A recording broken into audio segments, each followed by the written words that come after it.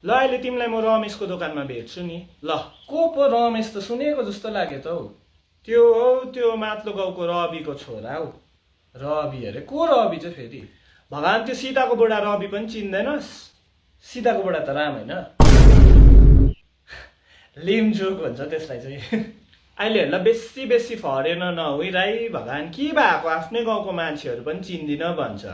त्यो हाम्रो कञ्चनको भेना कञ्चन अरे को कञ्चन हौ फेरि भगवान्? त्यो कञ्चन हौ अस्ति शिवमसँग बिहा हुनु आँटेको थियो नि भरे किसनले भगाएर लग्यो नि।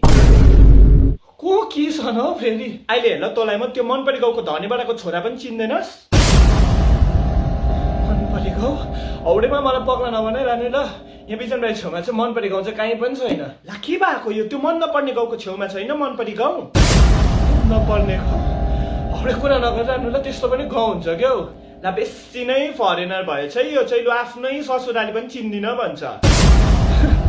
मेरो ससुराली अरे? कहिले बिहा गरे मान्छे र ससुराली? तेरो बुढी नानीहरू सब पाउँदैछ त अन्त। ऊ भन्ने बित्तिकै आइ पनि पुगिहाल्यो। के भएको यो? This makes no sense. के लेखेको यस्तो मैले? Am I running out of ideas? के भएको?